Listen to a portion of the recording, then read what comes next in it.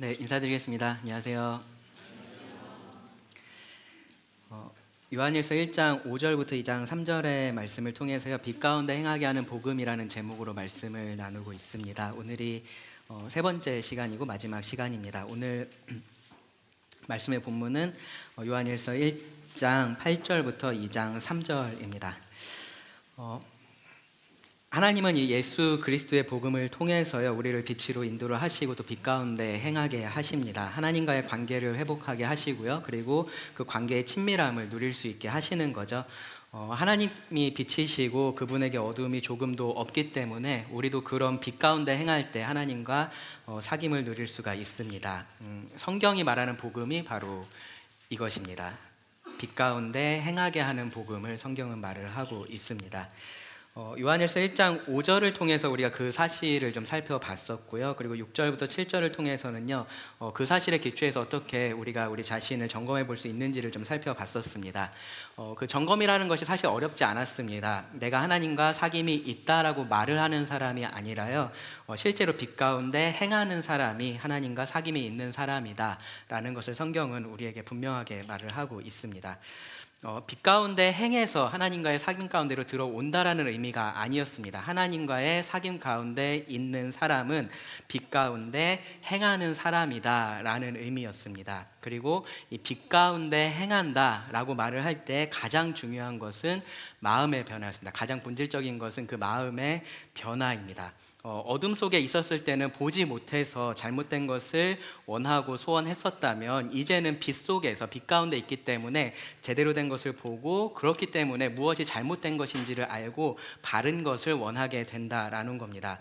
어둠에 속한 것들, 이 거짓과 죄악과 죽음에 속한 것들이 아니라 빛에 속한 것들을 원하게 됩니다. 이전의 정욕과 탐심은 십자가의 못을 박았다라고 성경은 말합니다. 그래서 이제는 그리스도를 가장 원하고요, 하나님을 기쁘시게 하기를 원합니다. 이런 마음의 소원의 변화가 가장 근본적인 변화라고 할 수 있습니다.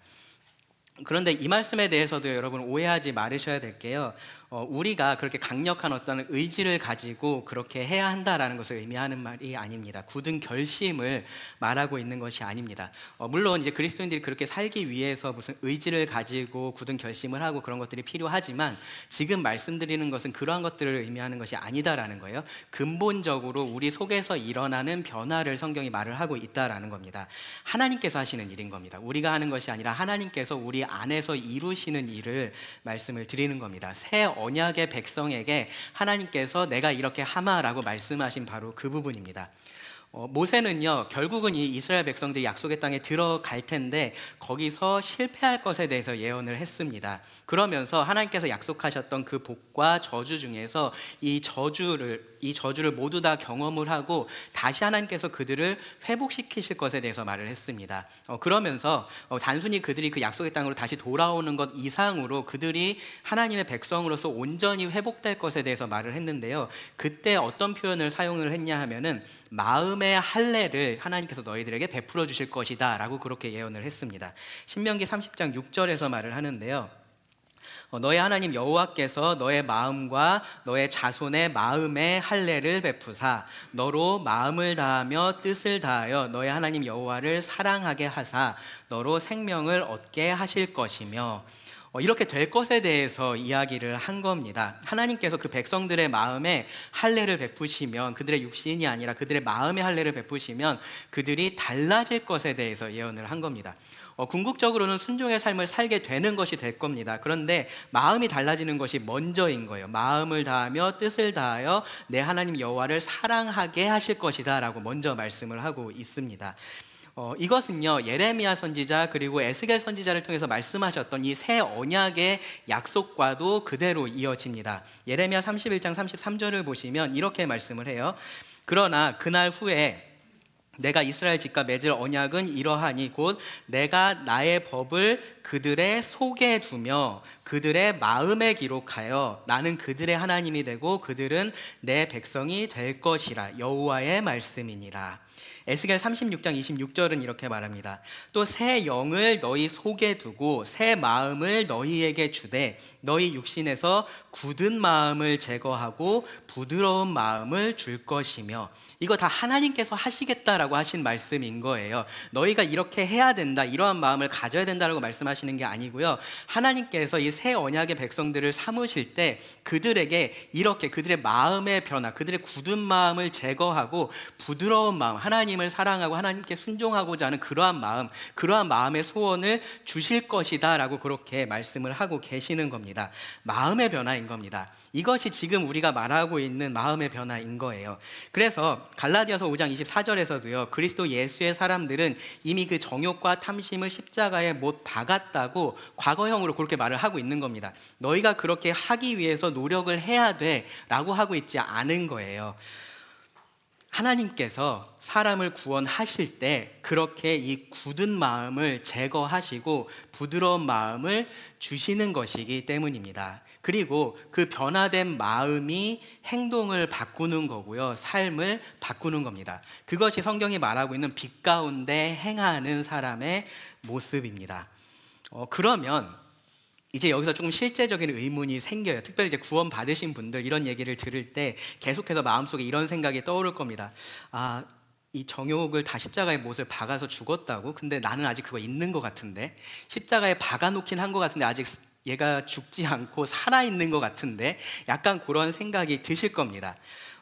그럼 구원받은 사람은 이 죄를 원하는 마음도 없어야 될 것 같고, 그래서 죄도 짓지 않아야 될 것 같은데 나를 보면 그렇지 않은 거죠. 이게 논리적으로 그렇게 들리는 겁니다. 그런데 성경의 가르침을 보면요, 우리가 그 부분을 잘 이해를 해야 됩니다. 궁극적으로 하나님께서 모든 믿는 자들을 그렇게 변화시키실 겁니다. 그것을 성경은 영화라고 말을 합니다. 천국에 아픔도 없고 슬픔도 없고 고통도 없다라고 말을 하죠. 그렇죠? 왜 그럴까요? 천국에 뭐가 없어서 그럴까요? 죄가 없어서 그런 겁니다. 천국에는 죄가 없으니까 그 죄의 결과인 아픔과 고통과 슬픔과 눈물, 그러한 것들이 없는 겁니다. 지금 우리가 경험하고 있는 이 모든 것들 다 죄의 결과고요, 하나님께서 새롭게 창조하실 그 새하늘과 새 땅은 죄가 없는 곳이 될 겁니다. 그리고 그곳에서 하나님께서 그 사람들과 영원히 함께 하시겠다라고 약속을 하신 겁니다. 당연히 그곳에 죄를 가지고 들어갈 수 없겠죠. 당연히 죄를 가지고 그곳에 들어가면 안 됩니다. 여전히 죄를 사랑하는 사람이 그래도 나는 거기에 있는 뭔가가 좋으니까 나는 거기 들어가게 해주세요 라고 말을 할 수 없는 거예요. 그곳은 죄가 없는 곳이기 때문에 그렇습니다. 이건 차별도 아니고요, 불공정한 것도 아닙니다. 빛보다 어둠을 사랑하는 사람은요, 빛이신 하나님과 함께 할 수 없는 것이 당연한 겁니다. 그래서 우리가요, 그것을 소망하면서 이 땅에서 살 수 있는 겁니다. 예수 그리스도를 통해서 어둠에서 빛으로 나온 이 사람들은요, 하나님께서 약속하신 그 죄가 없는 삶에 대해서 소망을 가지고 이 땅에서 살 수 있는 겁니다. 그런데 아직은 그때가 되지 않았다라는 사실도 우리가 알아야 됩니다. 그것을 인정할 수 있어야 돼요. 믿는 자들은요, 지금 그곳으로 가는 과정 중에 있습니다. 우리는 이렇게 말할 수 있어요. 죄의 소욕이라는 것, 이 탐심이라는 것이 내 삶의 어떠한 모든 것들을 결정하는 그러한 가장 중요한 요소는 아니다. 믿는 자들은요, 그 부분에 대해서는 분명하게 자신 있게 말을 할 수 있습니다. 죄의 소욕이 내 삶을 결정하는 가장 중요한 요소는 아니다라고 말을 할 수 있습니다. 그런데 그것이 내 삶에 어떤 영향도 주지 못한다라고 말을 할 수는 없는 그러한 상태에 우리가 있는 겁니다. 죄의 유혹이라는 것 여전히 실제하고요, 죄를 원하지 않는 이 믿는 자들에게는요, 그래서 그 사실이 너무나 가혹한 현실이 되고 너무나 괴로운 싸움이 되는 겁니다.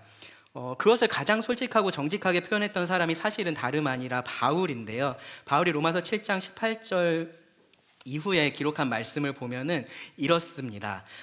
내 속 곧 내 육신에 선한 것이 거하지 아니하는 줄 아노니 원함은 내게 있으나 선을 행하는 것은 없노라. 바울이 말하는 것은 원함이 있다라는 겁니다. 이것이 나에게 있어서 가장 중요한 것이죠. 하나님 기쁘시게 하는 그 선을 행하는 것, 그것이 가장 원하는 건 겁니다. 근데 선을 행하는 것이 없다라고 해요. 그러니까 온전하게 항상 자기가 선을 행하면서 살 수 없다라는 지금 말을 하는 겁니다. 19절 보시면요, 내가 원하는 바, 이것이 내가 진짜 원하는 거라는 말입니다. 내가 원하는 바 선은 행하지 아니하고 도리어 원하지 아니하는 바 악을 행하는도다. 이 미워하는 악을 행하는 것이 여전히 있다라는 거예요. 항상 맨날 그렇게 산다라는 얘기가 아닙니다. 정말로 이것을 원하고 있기 때문에, 선을 원하고 있기 때문에 그것을 항상 행하지 못하는 사람의 탄식인 겁니다. 20절 보세요. 만일 내가 원하지 아니하는 그것을 하면 이를 행하는 자는 내가 아니요 내 속에 거하는 죄니라. 네, 죄가 여전히 내 속 안에 거하고 있으면서 영향을 주고 있다라고 말을 하는 겁니다. 그러므로 내가 한 법을 깨달았노니 곧 선을 행하기 원하는 나에게 악이 함께 있는 것이로다. 내 속사람으로는 하나님의 법을 즐거워하되 내 지체 속에서 한 다른 법이 내 마음의 법과 싸워 내 지체 속에 있는 죄의 법으로 나를 사로잡아 오는 것을 보는도다. 오호라, 나는 공고한 사람이로다. 이 사망의 몸에서 누가 나를 건져내랴. 이거는요, 정말로 선을 원하는 사람의 고백입니다. 하나님의 말씀에 온전히 순종하고 싶은 사람의 고백인 거예요. 하나님을 기쁘시게 하는 것을 그 삶의 가장 최우선에 둔 사람의 고백인 겁니다. 그런데 그 안에 그가 원하지 않는 죄가 있으나 이 죄가 그에게 영향을 주고 있는 거고요, 그것을 즐거워하지 않아요. 네. 그것에 대해서 난 여전히 이게 너무 좋다, 그러한 마음으로 이 죄를 대하지 않습니다. 그것 때문에 괴롭습니다. 그래서 24절에서 이렇게 탄식을 하는 겁니다. 이 사망의 몸에서 누가 나를 건져내야. 이 사망의 몸에서 건진받기를 원하는 겁니다. 더 이상 내가 원하지 않는 이 죄를 범하면서 살고 싶지 않아서 그런 거예요. 하나님께서 미워하시는 죄를 미워하고 거기서 벗어나고 싶어 하는 겁니다. 이것이요, 빛 가운데 행하는 사람의 현실적인 모습이다라고 말을 할 수 있습니다. 지난 시간에 말씀드렸었던 것처럼 이 행한다라는 것, 완벽한 것을 의미하지 않아요. 삶의 방향, 그 삶의 특징, 그 삶이 보이는 패턴을 의미를 합니다. 빛 가운데 행한다는 것은 그 빛이 그 삶을 결정하는 가장 중요한 요인이다라는 의미지, 다른 어떤 것도 그 어떤 영향력도 주지 않는다라는 의미가 되지는 않는 겁니다. 그러면 구원받은 사람도 여전히 죄를 지을 수 있고 실제로 죄를 짓는다면, 그러면 구원받기 전하고는 뭐가 다른 거냐라는 질문이 생길 수 있습니다. 뭐가 다를까요? 간단히 말씀드리면요, 죄에 대한 태도가 달라지는 겁니다. 이 죄에 대한 태도가 달라지는 겁니다. 죄가 없는 것이 아니고요, 죄에 민감하게 반응하는 것이 달라집니다. 이제 오늘 본문으로 올 텐데요, 요한일서 1장 8절에서 2장 3절은요 이 죄에 대한 민감함이 두 가지 특징으로 드러난다라는 것을 말해주고 있습니다. 하나는 뭐냐면은 죄를 부정하지 않고 자백한다라는 거고요, 다른 하나는 죄에 굴복하지 않고 싸운다라는 겁니다. 죄를 부정하지 않고 자백한다라는 것, 그리고 죄에 굴복하지 않고 싸운다라는 것이 죄에 민감한 거고요, 그것이 구원받은 사람의 죄에 대한 올바른 태도가 됩니다. 죄를 부정하거나 죄에 굴복하는 것은 어둠 가운데 행하는 사람의 특징이고요, 죄를 자백하고 죄에 대항해서 싸우는 것이 빛 가운데 행하는 사람의 특징입니다. 그 두 가지를 오늘 이 말씀을 통해서 좀 살펴보기를 원합니다. 먼저 8절부터 10절인데요 죄를 부정하지 않고 자백하는 겁니다. 6절, 7절에서 그랬던 것처럼 여기서도 두 부류의 사람이 지금 대조가 되고 있습니다. 죄가 없다고 말을 하는 사람이 있고요, 죄가 있다라고 말을 하는 사람이 있는 거예요. 그 둘 중에 누가 빛 가운데 행하는 자냐, 하나님과 사귐이 있는 자냐라고 물어보면 죄가 없다라고 말하는 사람이 그런 사람인 것 같잖아요, 그렇죠? 근데 이 성경의 판단이 다릅니다. 말씀을 보시면 8절부터 10절입니다. 만일 우리가 죄가 없다고 말하면 스스로 속이고 또 진리가 우리 속에 있지 아니할 것이요, 만일 우리가 우리 죄를 자백하면 그는 미쁘시고 의로우사 우리 죄를 사하시며 우리를 모든 불의에서 깨끗하게 하실 것이요, 만일 우리가 범죄하지 아니하였다 하면 하나님을 거짓말하는 이로 만드는 것이니 또한 그의 말씀이 우리 속에 있지 아니하니라. 이 말씀에 따르면요, 죄가 없다고 말을 하는 사람이 아니고요, 죄 없다고 말을 하는 사람이 아니고요, 죄가 있다고 말을 하는 사람이 하나님과 참된 사귐이 있는 사람입니다. 사실 좀 이상한 얘기죠, 그렇죠? 죄는 어둠에 속해 있는 건데 이 빛 대신 하나님과 사귐이 있는 사람이 죄가 있는 사람이라고 얘기를 하니까 이게 좀 이상하게 들리실 겁니다. 근데 이 말씀을 한번 가만히 잘 보세요.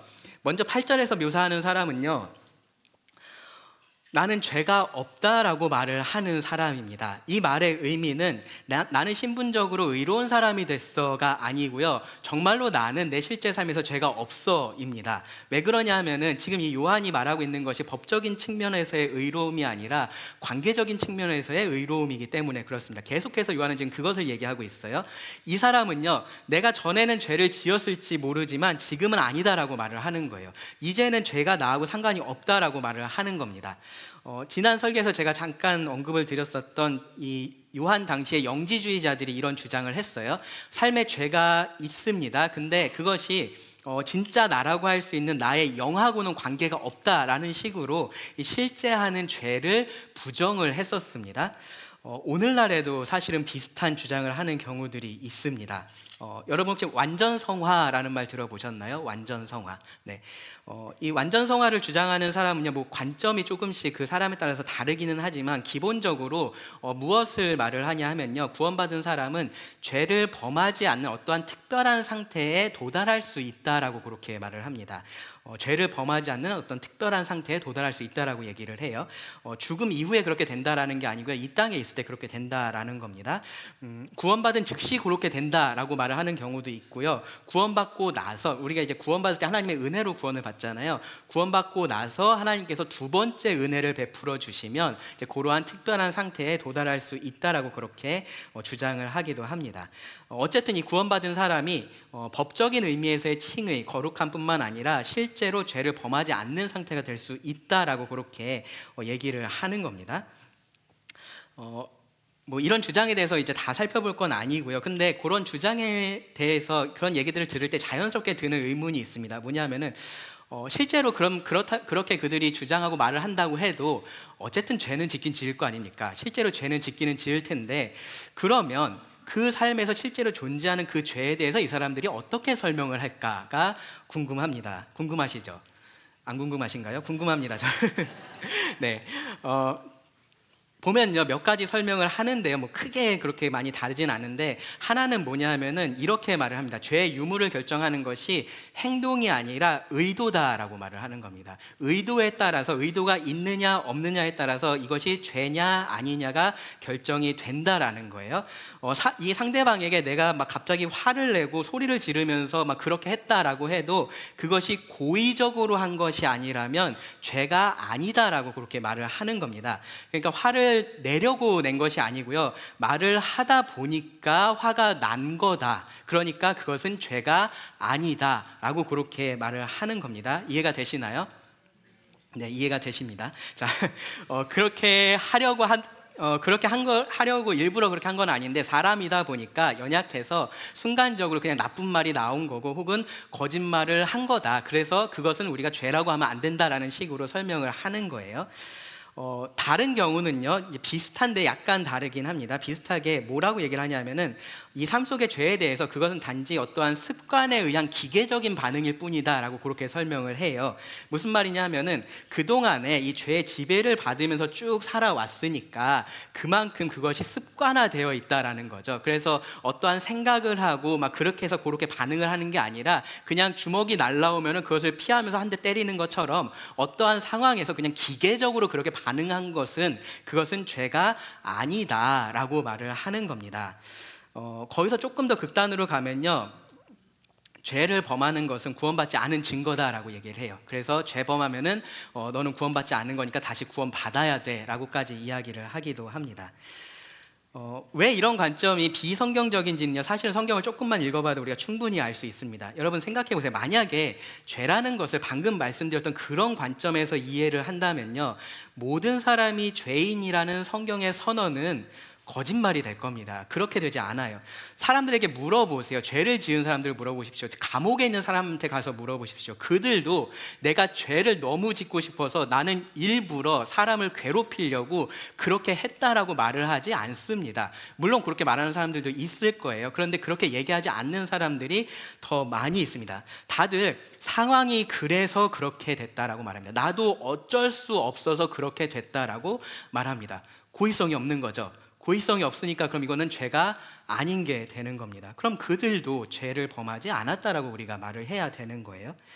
그런데요, 여러분 가만히 생각을 해보시면은 죄에 대해서 이렇게 생각하는 것, 죄에 대해서 이렇게 반응하는 것, 이것이 정확히 성경이 말하고 있는 죄인의 특징입니다. 죄인은요, 항상 죄에 대해서 그렇게 말을 합니다. 죄를 숨기려고 하고요, 성경이 죄라고 말하는 것을 죄가 아니라고 합니다. 나는 죄가 없다라고 말을 합니다. 도둑질한 사람이 도둑질하지 않았다고 하고 거짓말한 사람이 거짓말 안 했다고 말을 하는 것처럼 죄인도 죄가 없다라고 말을 한다라는 겁니다. 죄인이 죄를 부정하는 것을 보면요, 크게 두 단계가 있어요. 먼저는 죄를 숨기려고 합니다. 다른 사람에게 들키지 않으려고 해요. 그리고 그렇게 하지 못할 때 그것을 부정하려고 합니다. 죄를 죄가 아니라고 합리화를 시키든지 아니면은 어떤 상황 때문에 어쩔 수 없이 그랬다라고 그렇게 변명하는 것이 죄인의 특징인 겁니다. 죄인의 특징. 아담과 하와가 처음에 범죄했을 때 그들이 어떻게 했었죠? 숨었죠. 네, 하나님에게서 숨었습니다. 그것이 먼저인 거예요. 그리고 나서 하나님께서 그들을 찾아내셨을 때, 그리고 이 죄에 대해 죄를 드러내셨을 때, 아담은 하와에게, 그리고 하와는 뱀에게 그 죄에 대한 책임을 전가하는 것을 볼 수 있습니다. 죄인의 특징인 겁니다. 다윗이 간음의 죄를 범하고 나서 어떤 일을 했습니까? 그것을 숨기려고 그랬죠. 그렇죠? 계속해서 숨기려고 작전을 짜고 그것을 실행을 했었습니다. 그리고 그 과정에서 살인이라는 또 다른 죄를 범하기도 했습니다. 그것이 죄인의 특징인 겁니다. 오늘날에 이 동성애나 낙태 등에 대해서 기독교가 특별히 더 적극적으로 반응을 하는 면이 있어요. 그렇죠?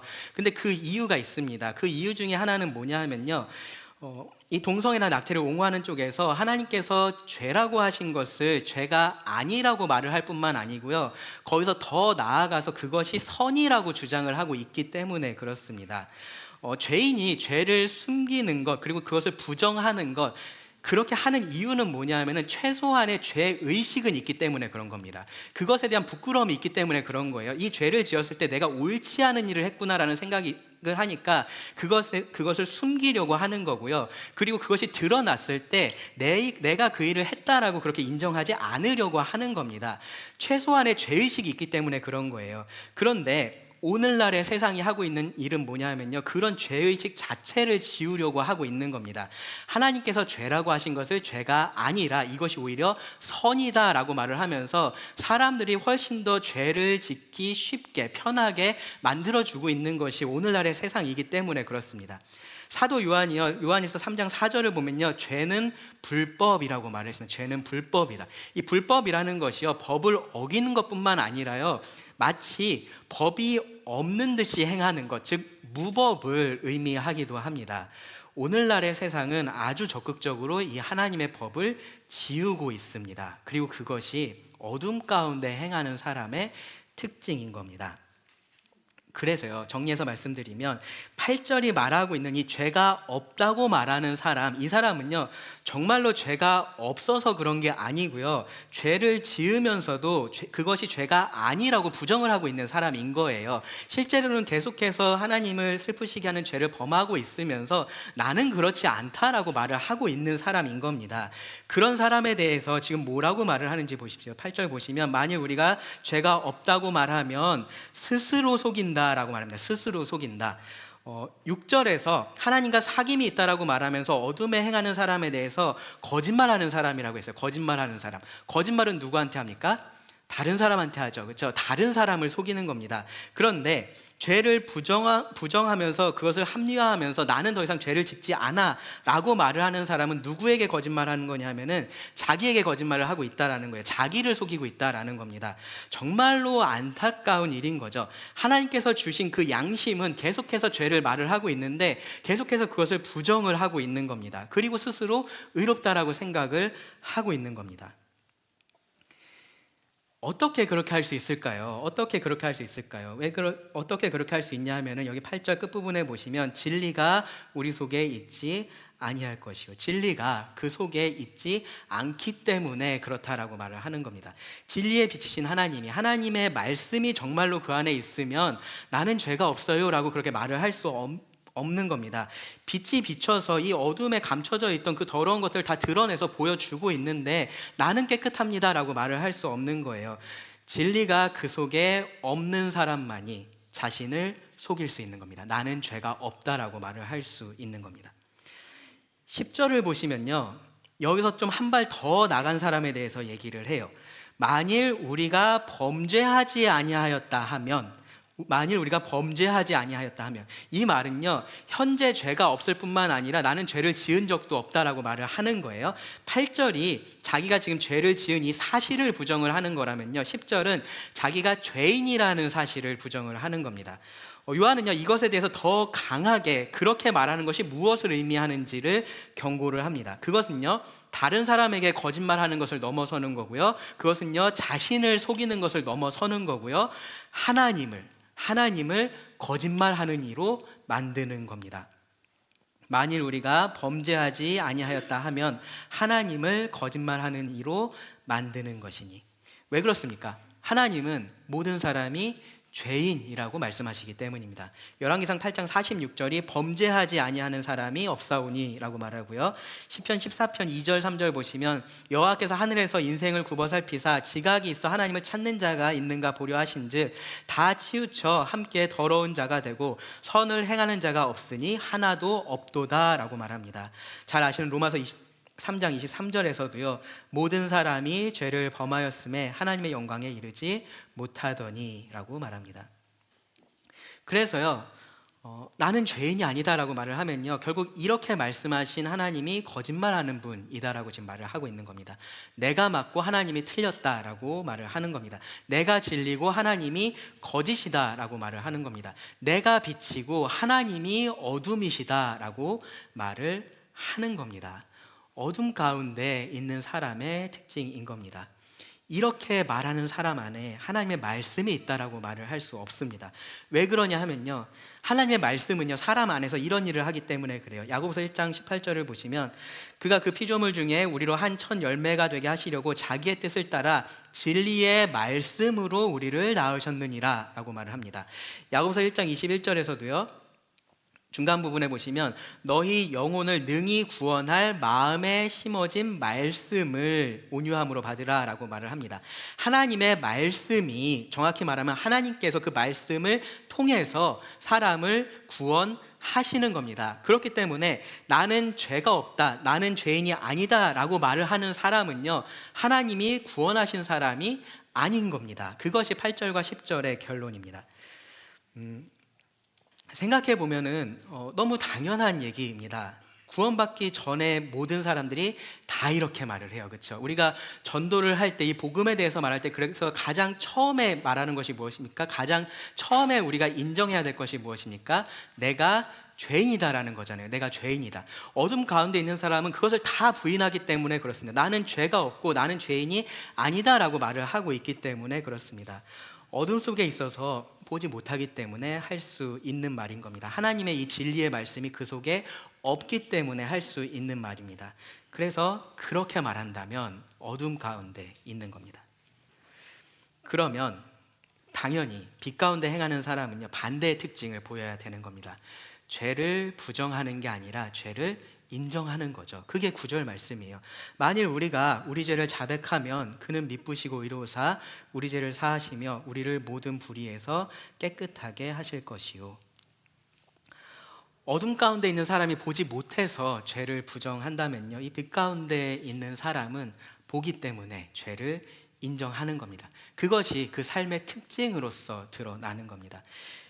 빛이신 하나님 앞에 선 사람들이요, 갑자기 자기의 죄를 자백하는 경우가 있습니다. 성경에 기록된 경우들이 있는데요. 대표적인 것이 이사야 6장 5절에서 이사야입니다. 그때 내가 말하되 화로다 나여 망하게 되었도다. 나는 입술이 부정한 사람이요 나는 입술이 부정한 백성 중에 거주하면서 만군의 여호와이신 왕을 배웠음이로다 하였더라. 하나님을 만났을 때, 그 거룩하신 하나님을 만났을 때 자신의 죄를 깨닫게 되는 겁니다. 죄를 고백할 수밖에 없는 거죠. 누가복음 5장 8절에 보시면요, 베드로가 예수님을 만났을 때 똑같은 반응을 보입니다. 시몬 베드로가 이를 보고 예수의 무릎 아래에 엎드려 이르되 주여 나를 떠나소서 나는 죄인으로소이다 하니, 이상한 게 아닌 거예요. 이 사람들만 무슨 더 나쁜 죄를 많이 짓고 살아서 지금 이런 반응을 보이고 있는 게 아닌 겁니다. 정말로 절대적인 빛이신, 온전한 빛이신 그 하나님을 바라보게 됐을 때, 그 하나님을 마주했을 때 자신의 현재 모습을 보게 되기 때문에 지금 이런 반응을 하는 겁니다. 그때는 자기가 죄인임을 고백할 수밖에 없었던 겁니다. 그래서 죄가 없다라고 말하는 사람이 아니고요, 죄가 있다라고 말하는 사람이 지금 빛 가운데 있는 겁니다. 그래서 빛 가운데 있기 때문에 자기 죄가 보이고 있는 겁니다. 여기 9절 말씀에 보면요, 우리가 우리 죄를 자백하면이라고 말을 하죠. 그렇죠? 이 자백의 어원을 보면요, 같은 것을 말한다라는 의미를 가지고 있어요. 같은 것을 말한다. 하나님께서 죄라고 말씀하실 때 그거 죄가 아니에요, 제 생각에 이건 죄가 아닙니다 라고 말을 하는 게 아니라요, 하나님께 동의하는 겁니다. 하나님 그것이 죄입니다. 하나님께서 말씀하신 그 죄가 제 삶 가운데 있습니다 라고 말을 하는 것, 그러면서 하나님 앞으로 나아가는 것, 그것이 여기서 말하고 있는 자백입니다. 자백. 빛 가운데 있어서 죄가 보이는 겁니다. 그래서 그것을 하나님 앞으로 가지고 나아가는 겁니다. 한 가지 놀라운 것은요, 이렇게 죄를 자백하는 것, 이것이 특징이라고 지금 말씀을 드리잖아요. 빛 가운데 행하는 사람의 특징이다, 구원받은 사람의 특징이다라고 말씀을 드리잖아요. 이것이 갓 구원받은 사람의 특징이 아니라는 겁니다. 영적으로 어린 사람들만 이러한 특징을 보이는 것이 아니라는 거예요. 이제 구원받은 지 얼마 안 돼서 영적으로 성숙이 덜 돼서 삶에 죄가 많아서 그런 사람들만 이렇게 죄를 고백하고 자백하는 모습을 보인다라는 것이 아니라는 겁니다. 오히려 구원받고 영적으로 성장하면 성장할수록 이런 특징이 더 분명해집니다. 더 분명해집니다. 영적인 성장이라는 것이요, 7절에서 말을 하는 것처럼 하나님이 빛 가운데 계신 것처럼 빛 가운데 행하는 것이기 때문에 그렇습니다. 하나님께 더 가까이 나아가는 것, 하나님과 더 친밀한 교제 가운데 거하는 것, 그것을 우리가 영적인 성장이라고 생각을 해보면요, 그러면 그 빛이신 하나님 앞에 가까이 가면 갈수록 내 안에 있는 작은 어둠조차도 더 선명하게 보이는 겁니다. 전에는 내가 죄라고 생각하지 않았던 것들도 이제는 하나님의 뜻을 더 알게 되고 하나님을 더 경험하게 되면서, 아, 이것도 하나님 앞에서 죄였구나라는 것을 깨닫게 되고요, 그 하나님 앞에서 부끄러워하는 죄가 되는 겁니다. 그래서요, 여기 이제 신앙생활 오래 하신 분들 계실 텐데, 그분들에게 찾아가서 이제 좀 거룩해지신 것 같으세요? 신앙생활 한 지 이제 한 10년 됐고 20년 되셨는데 이제 좀 많이 거룩해지신 것 같으세요? 라고 물어보면요, 뭐라고 대답하실까요? 아니라고 대답해요. 네. 생각해 보니까 저 이만큼 거룩해진 것 같아요 라고 말하는 사람은 없습니다. 다 여전히 부족하다라고 말합니다. 더 주님의 모습을 닮아야 한다라고 말을 합니다. 왜 그럴까요? 오히려 그 시간 동안 내가 하나님 앞으로 더 나아오면서, 하나님의 빛 앞에 나아오면서 내 죄가 더 드러났기 때문에 그런 겁니다. 앞서서 읽었었던 이 바울의 탄식도 사실 그런 탄식입니다. 오호라 나는 공고한 사람이로다. 연약한 성도여서 지금 이러한 고백을 하고 있는 게 아니고요, 오히려 성숙한 자이기 때문에 이 죄의 심각성을 깨닫고 있기 때문에 그렇게 탄식할 수밖에 없는 겁니다. 그 마음은요, 처음에 말씀드렸던 그런 완전 성화를 이 땅에서 당장이라도 이루고 싶은 거죠. 근데 그렇게 되지 않기 때문에 나오는 탄식인 겁니다. 이 빛이신 하나님과의 온전한 관계의 그 기쁨을 너무 사랑하는 사람이 그것이 이루어지지 않기 때문에 나오는 탄식입니다. 빛 가운데 행하는 사람은요, 그렇게 자기 죄를 인정하고 자백하는 사람들입니다. 그들에게 하나님께서 이렇게 약속을 하셨습니다. 9절 말씀을 다시 보시면 뒷부분에요, 우리 죄를 사하시며 우리를 모든 불의에서 깨끗하게 하실 것이요. 이 말은요, 자백한 죄만 용서받을 수 있다는 의미가 되지 않아요. 그렇죠? 모든 하나하나의 죄에 대해서 우리가 다 자백하면 해야지 그것만 용서를 한다, 그런 말씀이 아닙니다. 만약에 그러면 실수로 하나 자백 못하면 큰일 나잖아요. 그렇죠? 하나 죄증 하나 깜빡하면은 큰일 나는 겁니다. 그런 의미가 아니에요. 죄를 자백하는 특징을 가진 그 그리스도인들은요, 하나님께서 그 죄를 사하고 불의에서 깨끗하게 하는 그러한 사람들이다라고 지금 말씀을 하는 겁니다.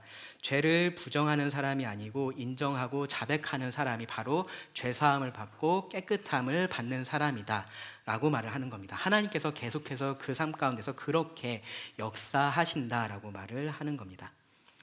하나님은 이런 약속의 말씀을 주셨어요. 예레미야 31장 34절에서요. 끝부분에 보시면은 내가 그들의 악행을 사하고 다시는 그 죄를 기억하지 아니하리라. 이 약속을 하나님께서 주셨고요. 이것을 하나님께서 이루고 계신다라는 겁니다. 믿는 자들의 삶에서요. 그 하나님이 지금 이 요한일서 1장 9절 말씀을 보시면 그 하나님의 속성에 대해서 두 가지를 말하는데, 하나님이 미쁘시고 의로우시다라고 합니다. 미쁘시고 의로우시다. 하나님 신실하셔서 이 약속을 계속해서 지키신다라는 의미고요. 하나님 의로우셔서 이미 사하신 그 죄를 다시 들춰내서 우리를 공격하거나 우리를 부끄럽게 하거나 그렇게 하지 않으신다라는 거예요. 그것이 이 죄를 고백하면서 하나님 앞에 나아갈 때 우리가 가질 수 있는 확신인 겁니다. 빛 가운데 행하게 하는 그 복음을 믿고 구원받은 사람은요, 죄를 부정하지 않고 이러한 하나님에 대한 확신 가운데 죄를 자백하며 나아갑니다. 다음으로요, 2장 1절에서 3절을 보시면 빛 가운데 행하는 사람의 또 다른 이 죄에 대한 민감함, 그 특징은요, 죄에 굴복하지 않고 싸운다라는 겁니다. 지금까지 드렸던 말씀을 가만히 생각을 해보시면은 여러분 조금 삐딱하게 생각을 해보세요. 삐딱하게 생각을 해보면은 그럼 어차피 우리 삶에서 죄라는 것은 언제나 있을 거고 그 죄에 대해서 하나님께서 계속 용서를 하고 계시면 그러면 죄에 대해서 내가 신경 쓸 게 없는 거 아니냐라는 생각이 들 수 있습니다. 그런가요? 네, 삐딱하게 생각하면 그렇게 생각할 수 있죠. 그렇죠? 이 죄를 대항해서 내가 싸우고 그럴 이유가 없는 것처럼 느껴지는 거예요. 그냥 그런 사실을 인정하고 살다가 죄 지으면 그냥 자백하고 그냥 그렇게 생각하면 되는 거 아니냐라고 생각을 할 수 있는 겁니다.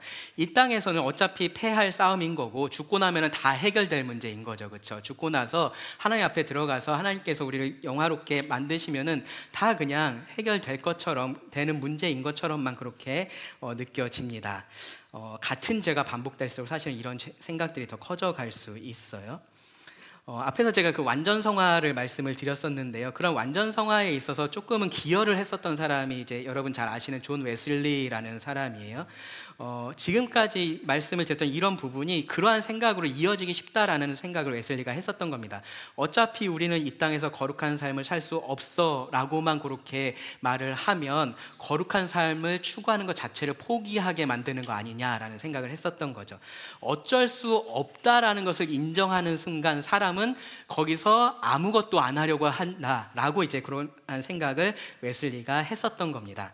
그래서 그렇게 생각하지 말고 계속해서 이 거룩함을 추구해야 한다라는 것을, 이 완전성화라는 것을 이야기를 하면서 강조를 했었던 거예요. 그렇게 설명을 하는 것이 이 그러니까 완전 성화를 통해서 이러한 모습을 설명을 하는 것이 사실은 또 다른 오해를, 더 큰 오해를 만들 수 있어서 우리가 그런 것들을 받아들일 수는 없는데, 그런데 이 웨슬리가 염려했던 부분에 대해서는 우리가 좀 생각해 볼 필요가 있습니다. 전혀 우리가 그러한 것들을 받아들이지 않고 우리는 다 그런 생각을 하지 않으면 상관없는데 우리가 다 죄인이어서 그 말이 되는 것처럼 들립니다. 사람은 충분히 그렇게 생각할 수 있는 거죠. 처음부터 그렇게 생각하지는 않을 수 있어요. 근데 죄와의 싸움을 오래 하면 오래 할수록 그것에 지치면서 충분히 그렇게 생각할 수 있는 겁니다.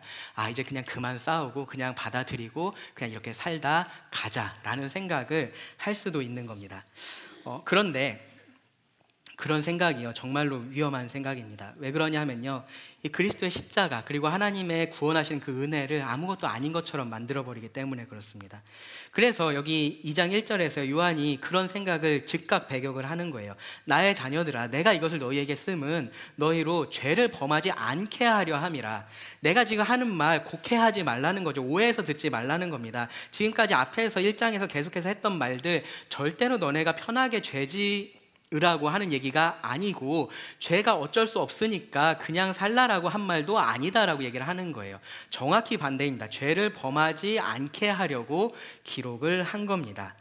이 말은요, 이 구원이라는 것을 지옥에 가지 않고 그냥 천국 가는 것으로만 이해를 하면은 이해할 수 없는 말이 돼요. 왜 그러냐 하면은 어차피 지옥 갈 죄는 다 해결됐거든요. 그렇죠? 어차피 지옥 갈 죄는 다 해결됐기 때문에 지금 내가 죄를 짓는 게 아무런 상관이 없다라고 생각을 할 수 있습니다. 영생이라는 것을 그냥 죽지 않고 영원히 사는 것이라고만 생각을 해도요, 이해할 수 없는 말이 돼요. 죄를 짓는다고 해서 생명이 줄어들지 않거든요. 지금 내가 죄를 짓는 게 이 영생에 아무런 영향을 주지 않는다라고 생각을 할 수 있는 겁니다. 그런데 지금 성경이 말하고 있는, 우리가 이 요한일서에서 보고 있는 이 구원에서 말하고 있는 것은 뭐냐 하면은 하나님과의 관계의 회복입니다. 그렇죠? 구원이라는 것은 하나님과의 관계의 회복인 거고요. 영생이라는 것은 그 하나님과의 회복된 관계의 즐거움을 누리는 것입니다. 그렇다면은 왜 죄를 범하지 라고 말을 하는지 우리가 충분히 이해할 수 있습니다. 죄가 하나님과의 관계에 문제를 만들기 때문에 그렇습니다. 그 친밀함을 깨기 때문에 그렇습니다. 예수님께서 십자가를 앞두고요, 하나님께 기도하시면서 고통스러워 하셨습니다. 그런데 그 예수님께서 생각하셨던 가장 큰 고통이 뭐냐면요, 바로 이 하나님과의 친밀함이 깨지는 그것이었습니다. 작은 죄 하나도 하나님과의 친밀함을 깨요. 왜냐하면 하나님은 온전한 빛이시기 때문에 작은 죄 하나도 그 친밀함을 깰 수 있습니다. 그런데 예수님은 십자가에서 어떤 죄를 담당을 하셔야 됐었습니까? 온 인류의 죄를 담당을 하셔야 됐었습니다. 과거, 현재, 미래 모든 사람의 모든 죄를 예수님께서 담당을 하셔야 됐었습니다. 이 담당하셨다라는 말은요, 하나님께서 그 순간에는 그 모든 죄를 예수님의 죄인 것처럼 보셨다라는 말입니다. 그래서 예수님은 그 십자가에서요, 그동안 단 한 번도 경험하지 못했었던 아버지 하나님과의 관계의 단절이라는 것을 경험을 하셨던 겁니다. 그래서 아버지께 버림받는 고통을 맛보셨던 겁니다. 그것이 예수님께는요, 가장 큰 고통이었습니다. 왜 그랬을까요? 왜 그게 가장 큰 고통이었을까요? 예수님에게 가장 중요한 것이 아버지 하나님이셨기 때문입니다. 그분과의 관계가 끊어진다라는 것, 상상할 수 없었던 일이었기 때문입니다. 구원받은 사람도 똑같은 겁니다. 하나님을 가장 중요하게 생각하는 사람이라면요, 이 죄를 가볍게 볼 수 없는 것이 정상입니다. 하나님과의 친밀함을 깨는 이 죄와 계속해서 싸우려고 하는 것이 정상인 겁니다. 그래서 예수님도 이런 말씀을 하십니다. 요한복음 14장 15절 보시면, 너희가 나를 사랑하면 나의 계명을 지키리라. 나의 계명을 지키는 자라야 나를 사랑하는 자니, 사람이 나를 사랑하면 내 말을 지키리니. 요한 사도도요, 여기 2장 3절에서 이렇게 말을 합니다. 똑같죠. 우리가 그의 계명을 지키면 이로써 우리가 그를 아는 줄로 알 것이요. 계명을 지킨다라는 것, 죄와 싸운다라는 거죠. 계속해서 그렇게 싸우는 겁니다. 그리고 그것이 우리가 하나님을 아는 것, 그 관계에 대한 증거가 된다라고 말을 하고 있는 거예요. 성경은요, 이것을 구원의 목적이라고도 표현을 합니다. 고린도후서 5장 14절 15절을 보시면 15절 뒷부분만 좀 읽겠습니다. 다시는 그들을 자신을 위하여 살지 않고 오직 그들을 대신하여 죽었다가 다시 살아나신 이를 위하여 살게 하려 함이라. 예수님께서 죽으신 목적이 거기에 있다라는 겁니다. 디도서 2장 14절도 비슷하게 말합니다. 그가 우리를 대신하여 자신을 주심은 모든 불법에서 우리를 속량하시고 우리를 깨끗하게 하사 선한 일을 열심히 하는 자기 백성이 되게 하려 하심이라. 그래서요, 죄에 안주하고 죄에 굴복하는 것은요, 어둠 가운데 행하는 사람의 특징이지 빛 가운데 행하는 사람의 특징이 될 수가 없는 겁니다. 죄에서 멀어지고 하나님께로 가까이 가는 것, 그것이 빛 가운데 행하는 사람의 특징입니다. 그럼에도 불구하고 죄를 범할 수 있죠. 그렇죠? 그래서 2장 1절에서 요한이 바로 이 말을 덧붙이는 거예요. 너희로 죄를 범하지 않게 하려 함이라. 만일 누가 죄를 범하여도, 그런 상황에 대해서 설명을 하는 겁니다. 죄를 범하면 그럼 빛 가운데 행하는 사람 어떻게 할까요? 구절에서 말씀한 것처럼 그 죄를 자백하겠죠. 그렇죠? 그러한 특징을 보일 겁니다. 그런데 그 과정에서도요, 이 사람의 연약함이라는 것이 그 안에 있습니다. 여러분 그러한 경험들이 있으실 거예요. 사랑하는 사람한테 내가 하지 말아야 할 행동이나 어떠한 말을 하면요, 그것 때문에 자책이 됩니다. 그래서요, 그 사람에 대한 미안한 그것을 좀 넘어서서 나에게 좀 화가 나요. 그래서 그냥 단순히 미안하다라고 말을 하는 것으로 끝나지가 않고요, 내 안에 있는 이 자책, 이것을 좀 해결을 해야 되는 그러한 것들을 여러분 아마 경험을 해보신 적이 있을 겁니다. 하나님과의 관계에서도 우리는 비슷한 경험들을 합니다. 분명히 정말로 구원받은 사람들은요, 죄를 좋아하지 않아요. 그런데 그 죄가 내 삶에서 반복되는 것이 눈에 보입니다. 하나님 앞에 가져오죠. 자백을 합니다. 그리고 다시는 이렇게 하지 말아야지 하면서 회개를 하고 다짐을 해요. 근데 어느 순간에 또 무너져 있습니다. 또 그런 일들이 반복이 돼요. 그러다 보면요, 뭐가 함께 커져가냐 하면 아까 말씀드렸던 자책이라는 것이 커집니다. 이 죄에 대한 자책감이 점점점 커지는 거죠. 그래서 죄가 너무 크게 느껴지고요, 죄가 너무 많은 것처럼 느껴지고요, 죄를 너무 자주 짓는 것처럼 느껴져요. 그러면서 이제는 내가 더 이상 하나님 앞에 이 죄를 가지고 나아갈 수 없겠다라는 생각이 드는 순간이 있습니다. 그 죄책감에 자책을 하면서 거기에 사로잡히게 되는 겁니다. 그러면서 내가 구원받은 사람 맞아라는 생각을 하게 돼요. 그런 순간에 이제 사탄이 이렇게 말을 합니다. 그치 네가 그러고도 빛 가운데 행하는 사람이야? 어떻게 네가 그러면서 그리스도인이라고 말을 할 수가 있어? 하나님도 이제 너한테 질렸을 거다. 너도 염치가 있으면 그냥 가만히 있어라. 뭐라고 말하는 거냐 하면요, 그냥 있으라는 겁니다. 죄에 굴복하라고 말을 하는 겁니다. 그런데 하나님 뭐라고 말씀하시는지 보세요. 요한일서 2장 1절 2절입니다. 나의 자녀들아, 내가 이것을 너희에게 쓰면 너희로 죄를 범하지 않게 하려 함이라. 만일 누가 죄를 범하여도, 그 다음에 잘 보세요. 아버지 앞에서 우리에게 대언자가 있으니 곧 의로우신 예수 그리스도시라. 그는 우리 죄를 위한 화목 제물이니 우리만 위할 뿐 아니요 온 세상의 죄를 위하심이라. 여기서 또 하나의 시험이 있는 겁니다. 정말로 구원받은 사람인지 그렇지 않은지가 여기서 드러납니다. 빛 가운데 행하는 사람은 사탄의 말을 듣지 않고요, 바로 이 하나님의 말씀을 듣습니다. 그리고 그것을 붙듭니다. 나도 내가 이해가 안 돼요. 이러한 죄를 계속해서 범하는 내가 이해가 안 됩니다. 그래서 하나님 앞에 나아갈 수 없을 것 같아요. 그래서 탄식만 나옵니다. 그런데 그러할 때라도 언제나 하나님 앞에 계시는 나의 대언자 를 생각을 하는 겁니다. 사탄은 하나님 앞에서 나를 송사하고 있지만 예수님께서 나의 완벽한 변호사가 되어 주신다라는 것을 기억을 하는 겁니다. 여기 대언자라는 표현은요, 성령님에 대해서 보혜사라는 표현을 성경이 쓰잖아요. 그 보혜사하고 사실 같은 단어예요. 옆에서 돕는 사람이라는 뜻입니다. 우리가 죄를 범했을 때 언제나 그 하나님 앞에서, 그리고 우리 옆에서 돕는 분이 계신 겁니다. 누구냐 하면요, 바로 의로우신 예수 그리스도. 하나님과의 관계를 회복하게 하신 그 의로우신 분께서 계속해서 그 관계를 붙들게 하시는 겁니다.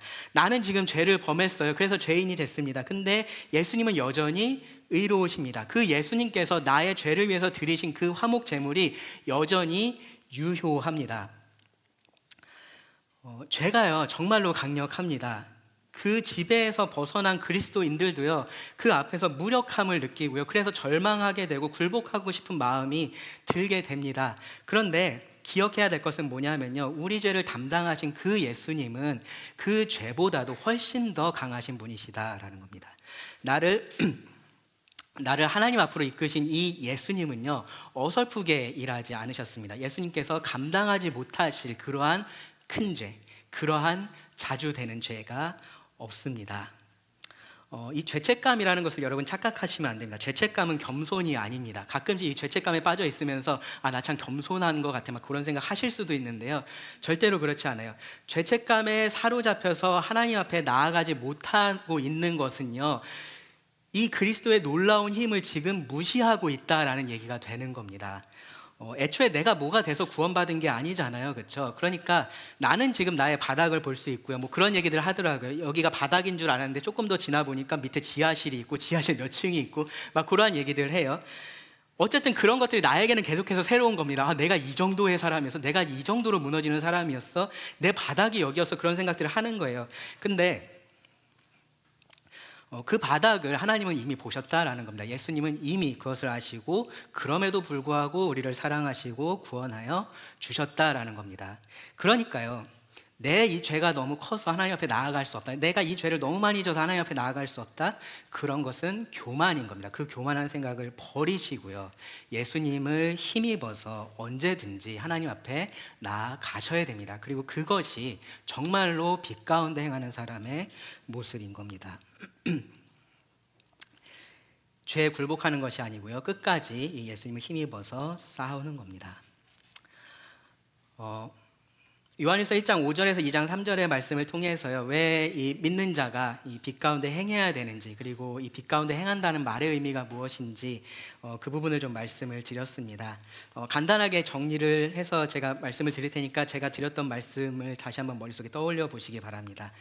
하나님이 빛이시기 때문에 하나님이 빛이셔서 믿는 자는 빛 가운데 행해야 합니다. 빛 가운데 행한다라는 것은요, 하나님께서 일으키신 그 마음의 변화에 따라서 살아간다라는 것을 의미를 합니다.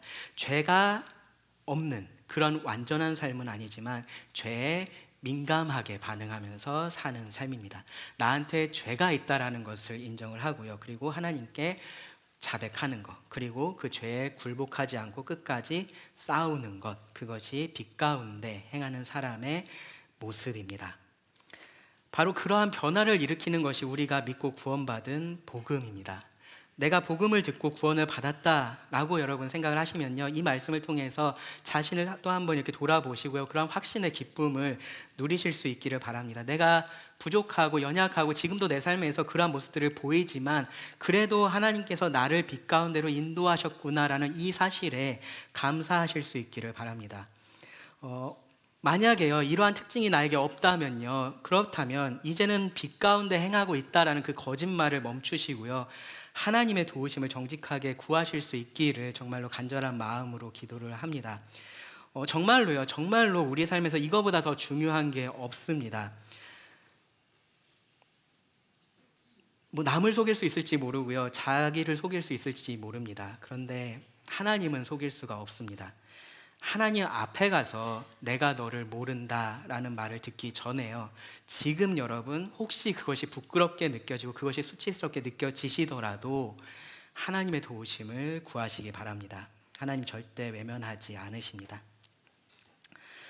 끝으로 이 빛 가운데 행하기 위해서 날마다 싸우고 계시는 분들에게 이 말씀을 드리고 말씀을 마치겠습니다.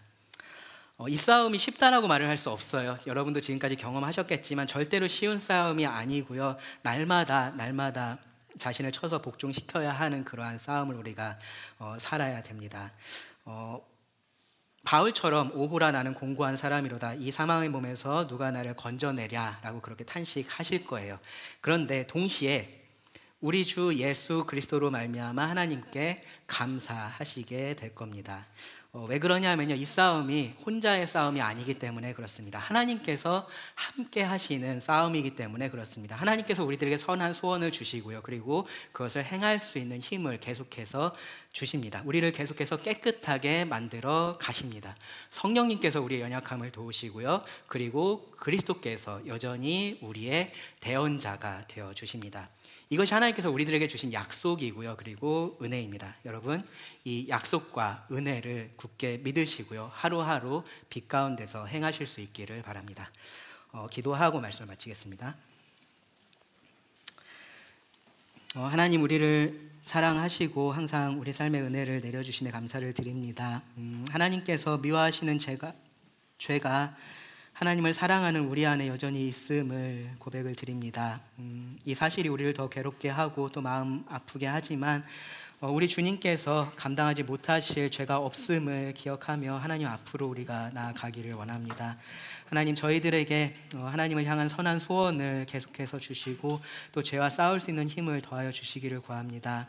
그 은혜 가운데 하루하루 우리가 빛이신 하나님을 닮아갈 수 있기를 원합니다. 하나님의 진리의 말씀이 우리를 새롭게 하고 또 우리가 가야 할 길을 비춰주시기를 구합니다. 들은 말씀을 주님께 의지하며 예수님의 이름으로 기도드립니다. 아멘.